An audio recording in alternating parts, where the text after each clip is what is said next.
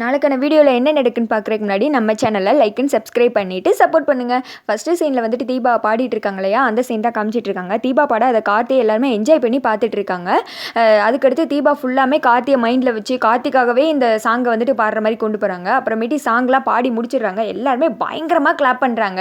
தீபாவுக்கு வந்துட்டு அதை கேட்கும்போது பயங்கர சந்தோஷமாக இருக்குது. அந்த சைடு ராஜா சொல்கிறாரு, சூப்பர் மாப்பிள்ள, செம்மையாக பாடிட்டாங்க சிஸ்டர், இந்த குரலுக்கு நானும் அடிமையாயிட்டேன் அப்படின்ற மாதிரி பயங்கரமாக என்கரேஜ் பண்ணிக்கிட்டு இருக்கேன். அந்த சைடு ஸ்னேகா மனசில் நினைக்கிறாங்க, செம்ம டேலண்ட் வாய்ஸ் இவங்களுக்கு, இந்த குரலை மனசில் வச்சுட்டு தான் கார்த்திக் சார் அவர்கிட்ட இப்படி ஒரு சவால் விட்டாங்களா, செம்மையாக பாடிட்டாங்க, ஜெயிக்க போகிறது கண்டிப்பாக கார்த்திக் சார் தான் அப்படின்னு சொல்லிட்டு பார்த்துட்டு இருக்காங்க. அடுத்து வந்துட்டு நம்ம கார்த்திக் வந்துட்டு மீனாட்சி கிட்ட கேட்குறாங்க, என்ன நீ உங்களுக்கு பிடிச்சிருக்கா, நல்லா இருக்குன்னு சொல்லவே இல்லையே அப்படின்னு சொல்ல, தம்பி நான் மெய் மறந்து ரசித்து கேட்குறத பார்த்தாலே உங்களுக்கு தெரியலையா, செம்மையாக இருக்கு பாட்டு, எனக்கு தெரிஞ்சு சிதம்பரம் விட்ட சவாலில் நீங்கள் இப்போயே ஜெயிச்சிட்டீங்க, என்னோட அட்வான்ஸ் வாழ்த்துக்கள் அப்படின்னு சொல்ல, ரொம்ப தேங்க்ஸ் அண்ணி அப்படின்னு சொல்லிட்டு கார்த்தி பேசிகிட்டு இருக்காங்க. சரி வாங்க அப்படின்னு சொல்லிட்டு எல்லாருமே உள்ளே போகிறாங்க. போயிட்டு தீபாவுக்கு வந்துட்டு நல்லா பண்ணுறீங்க அப்படி இப்படின்னு சொல்லிட்டு எல்லாருமே கமெண்ட்ஸ் கொடுக்காங்க. அதை கேட்டு தீபாக்கே ரொம்ப சந்தோஷமாக இருக்குது.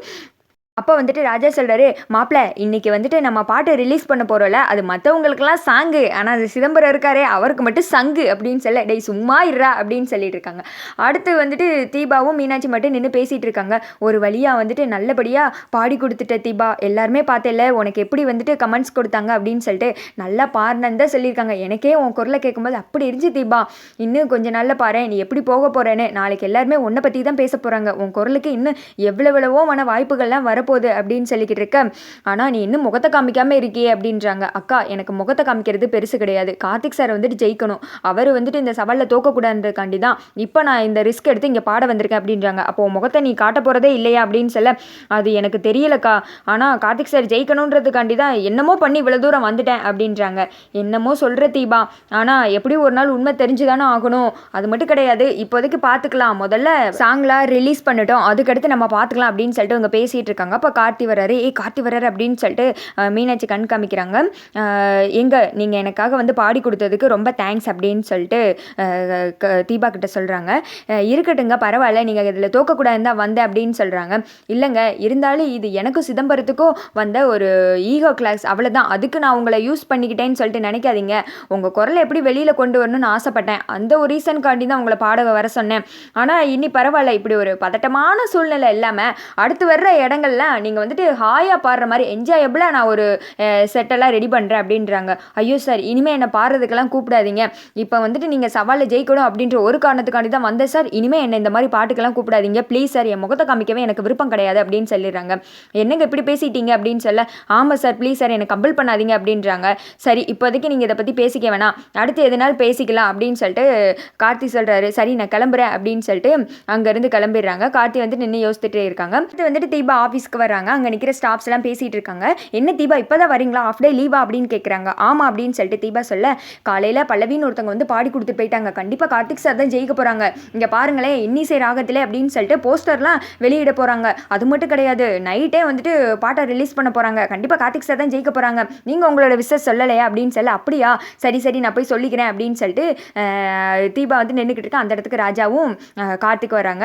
எங்க சிஸ்டர் நீங்கள் வரல, எங்கே போனீங்க, பாட்டெல்லாம் ரிலீஸ் பண்ண போகிறோம், சூப்பராக வந்துடுச்சு, கண்டிப்பாக பாருங்கள் நம்ம கார்த்திக் மாப்பிள்ள தான் ஜெயிக்க போகிறாரு அப்படின்னு சொல்லிக்கிட்டு இருக்கேன். இல்லை கார்த்திக் சார் ஜெயிக்கணும் அப்படின்னு சொல்லிட்டு நான் கோவிலுக்கு போய் பூஜை பண்ண போனேன் அப்படின்னு சொல்கிறாங்க. ஐயோ ஓனர் ஜெயிக்கணும்னு ஸ்டாஃப்ஸ் இப்படிலாம் பூஜை பண்ணுறதை பார்க்கும்போது எனக்கு ரொம்ப சந்தோஷமாக இருக்கப்பா அப்படின்னு சொல்லிட்டு ராஜா ஒருத்தங்க கலாய்க்கிறாரு. டேய் சும்மா இருறா, அவங்க என்கிட்ட சொல்லிட்டு சாமி கும்பிட போனாங்க அப்படின்னு சொல்லிட்டு கார்த்திக் சொல்கிறாரு. ஓ அப்படியா அப்படின்னு சொல்ல, சார் கண்டிப்பாக நீங்கள் இதில் ஜெயிச்சிருவீங்க அந்த நம்பிக்கை எனக்கு இருக்குது, ஆனால் 12 மணிக்கு ரிலீஸ் பண்ணுறமே வீஸ் போகுமா அப்படின்னு சொல்லிட்டு தீபா கேட்குறாங்க. கார்த்திக் மாப்பிள்ள இதே கேள்வி தான் கேட்டான், நமக்கு வந்துட்டு பேமெண்ட்டே இல்லாமல் அந்த சிதம்பரமே அட்வர்டைஸ்மெண்ட் பண்ணி விட்டாரு, இப்போதைக்கு எல்லாருக்குமே இந்த சாங் வந்துட்டு எப்போ ரிலீஸ் பண்ண போகிறாங்க அப்படின்னு சொல்லிட்டு ஒரு கிரேஸ் இருக்கும், அதனாலே பாரு 24 ஹவர்ஸில் 1 மில்லியன் கண்டிப்பாக போகும், கார்த்தி மாப்பிள்ள தான் ஜெயிக்க போகிறாரு, சிதம்பரம் வந்துட்டு தலையில் துண்டப்பட்டு உட்கார போகிறாங்க பாருங்கள், கண்டிப்பாக வீஸ் போகும் எனக்கு தெரியும் அப்படின்னு சொல்லிட்டு ராஜா சொல்கிறாங்க. அப்படி நல்லபடியாக போனால் சந்தோஷம் தான், ஆனால் அப்படி போகலன்னா என்ன பண்ணுறது, அதான் கேட்டேன், நைட் 12 மணியாக இருக்கே அப்படின்னு சொல்ல, அதெல்லாம் பார்த்துக்கலாம் அப்படின்னு சொல்லிட்டு இவங்க பேசிகிட்டு இருக்காங்க. அந்த சைடு ஐஸ்வர்யா உட்காந்து என்ன இது இன்னிசை ராகத்திலேன்னு விட்டுருக்கான், யாரை வச்சு பாட வச்சிருப்பான், என்ன ஏதோ ஒன்றும் தெரியல அப்படின்னு சொல்லிட்டு குழம்பிட்டு இருக்காங்க. இருக்காங்க. அங்கிட்டு சிதம்பரத்தை தான் காமிச்சிட்டு இருக்காங்க. யார்கிட்டயோ ஒருத்தட்ட ஃபோன் பேசிக்கிட்டு இருக்கா. என்னது அவன் சவால் விட்டதா? அவனெல்லாம் நான் ஒரு பொருட்டாவே எடுத்துக்கல, சின்ன பையன், அவன் யார் என்கிட்ட சவால் விட்டுக்கிட்டு இருக்கான், கற்றுக்குட்டி கற்றுக்கிட்டு வரட்டும் அப்படின்னு சொல்லிட்டு அங்கே வந்துட்டு டைலாக் பேசிக்கிட்டு இருக்காரு.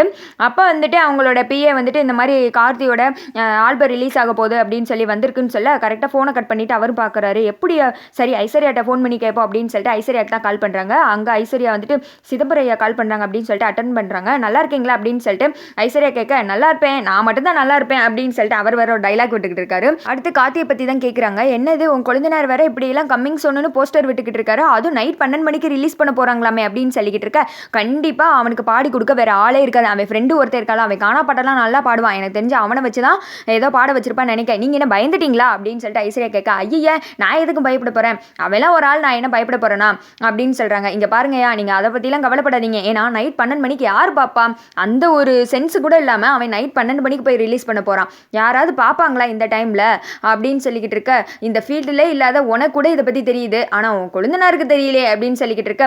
அதான் சின்ன பையன் சொல்கிறல்ல, அவனுக்கு என்ன தெரியும், அது மட்டும் கிடையாது, இந்த சாங்குக்கு எல்லா ஒர்க்கையும் முடிச்சு ரிலீஸ் பண்ணுறதுக்கு எவ்வளோ நாள் ஆகும், அவன் சொன்ன ஒரு டேட்டுக்கு முன்னாடி ரிலீஸ் பண்ணிக்கிட்டு இருக்கான், இதெல்லாம் வந்துட்டு அவன் வேணும்னு பண்ணுறான்னு நினைக்கிறேன் அப்படின்னு சொல்ல, விழுந்தாலும் மீசையில் மண் ஓட்டலன்னு பாவலா காமிச்சிக்கிட்டு இருக்கான் அப்படின்னு சொல்லிட்டு சிதம்பரம் அந்த சைடு சொல்ல, ஆமாம் ஆமாம் நேற்று கோயிலாகவும் உங்கள் பேத்தியும் காட்டின காட்டுக்கு கார்த்தி வந்துட்டு அரண்டு போய் தான் இருக்கான் அப்படின்னு சொல்ல, ஒருவேளை தீபா பாடி கொடுத்துருப்பாளோ அப்படின்னு சொல்ல, அத்தனை காட்டு காட்டி அவங்க முன்னாடி நான் தான் பல்லவின்னு கார்த்திகிட்ட சொல்லவே இல்லையே, அப்படி இருக்கும்போது அவள் எப்படி பாடி கொடுத்துருப்பான், அதுக்கெல்லாம் சான்ஸே கிடையாது, இவன் தான் வேற ஏதாவது இருக்கிறவங்களே ஆள் செட் பண்ணி பாட வச்சிருப்பான், வேற யார் வந்துட்டு பாட போறா, அதுக்கெல்லாம் சான்ஸே கிடையாது, நான் இங்கே தான் இருக்கேன், அப்படியெல்லாம் அவள் பாடின மாதிரி எதுவுமே தெரியவே இல்லை அப்படின்னு சொல்லிக்கிட்டு இருக்க. சரிம்மா என்ன எதுன்னு அப்டேட் பண்ணிக்கிட்டே இரு, உனக்கு தெரியும் தான் நான் கால் பண்ணேன் அப்படின்றாங்க. அதெல்லாம் நீங்கள் எதுவும் நினைக்காதீங்க, எல்லாமே நான் பார்த்துக்கிறேன் அப்படின்னு சொல்லிட்டு ஐஸ்வர்யா ஃபோனை கட் பண்ணதும், ஒருவேளை தீபா பாடி கொடுத்துருப்பாளோ, இன்னும் கொஞ்ச நேரத்தில் தெரியத்தானே போகுது, தீபா உன்னை பற்றின உண்மை வீட்டுக்கு தெரியணும், கார்த்தி இந்த சவாலில் தோக்கணும், உன் மூஞ்சில நான் கரிய பூசணும், இது நடக்குதா இல்லையான்னு பாரு, உன்னை இந்த வீட்டை விட்டு அமிச்சக்கப்புறம் தாண்டி எனக்கு நிம்மதி அப்படின்னு சொல்லிட்டு இந்த சைடு ஐஸ்வர்யா ஒருத்திக்கம் புலம்பிட்டு இருக்காங்க. அடுத்து வந்துட்டு சிதம்பரத்தை காமிக்கிறாங்க. தண்ணி அடிச்சுட்டு பயங்கரமா, டேய் நான் உனக்காக ஒரு பாட்டு வச்சிருக்கேன்டா, என்ன பாட்டு தெரியுமா, நான் ஒரு முட்டாளுங்க, இந்த பாட்டை தான் நீ பாடிட்டாலே போறப்பாரு அப்படின்னு சொல்லிட்டு சரக்கு அடிச்சிட்டு இருக்காரு. இங்கிட்டு வந்துட்டு கார்த்தியத்தை காமிச்சிட்டு இருக்காங்க. தீபா கிட்ட பேசிட்டு ரூமுக்குள்ள போறாங்க. போனதுமே ரெண்டு பேரும் ஒருத்தங்களுக்கு விட்டுக்கிறாங்க, பயங்கரமா சிரிக்கிறாங்க. அடுத்து வந்துட்டு ஒர்க்கெல்லாம் பார்த்துட்டு இருக்காங்க. பார்த்துட்டு சார் ரிலீஸ் பண்ணலாமா சார் அப்படின்னு சொல்லிட்டு அங்கே இருக்கிறவர் கேட்க, ஒரு நிமிஷம் அப்படின்னு சொல்லிட்டு ரெண்டு பேருமே சாமியை வேண்டிக்கிறாங்க. அப்போ தீபா வந்துட்டு, ஐயோ இந்த பிரச்சனையிலேருந்து எப்படியாவது ஒரு விடிவை கொடுத்துரு, கார்த்திக் சார் தான் இந்த சவாலில் ஜெயிக்கணும் அப்படின்ற மாதிரி அவங்கள வேண்டிட்டு இருக்காங்க. சரி ரிலீஸ் பண்ணுங்க அப்படின்னு சொல்ல டக்குன்னு வந்துட்டு ரிலீஸ் ஆகிடுது. எல்லாருமே வந்துட்டு ஆவலாக சாங்காக பார்த்துட்டு இருக்காங்க. அங்கே கார்த்தியோட வீட்லையும் எங்கே இன்னும் கொஞ்சம் நேரத்தில் கார்த்தியோட ஆல்பம் ரிலீஸ் ஆக போதும், எப்படி பாட வச்சாங்க என்ன ஏதுன்னு ஒன்று கேட்டால் சொல்லவே மாட்டாங்க, சஸ்பென்ஸ் அப்படிங்க அப்படின்னு சொன்னதுமே அவன் ஏதாவது சொன்னால் அது காரணம் இருக்கும், சரி பாட்டு ரிலீஸ் ஆகிடுச்சு வாங்க கேட்கலாம் அப்படின்னு சொல்லிக்கிட்டு இருக்க. ஐஸ்வர்யா நினைக்கிறாங்க தோக்க போகிறதுக்கு ஏன் தான் இவங்க இவ்வளோ ஹைப் கொடுக்காங்கன்னே தெரியவே இல்லை, அவன் தான் வந்துட்டு ஏதோ பண்ணி இருக்காங்கன்னா இதுங்க வேற அப்படின்னு பார்த்துக்கிட்டு இருக்க. அங்கே குடிச்சிக்கிட்டு இருக்க சிதம்பரத்துக்கிட்ட அவங்க பிஏ வந்திருக்காங்க. அவன் சொன்ன மாதிரியே ஆல்பம் ரிலீஸ் பண்ணிட்டா அப்படின்னு சொல்ல ஒரு முறைச்ச போஸில் உட்காந்துக்கிட்டு இருக்காரு அதிர்ச்சி ஆகி. அதோட பார்த்தீங்கன்னா இந்த வீடியோ வந்துட்டு முடிஞ்சிருது.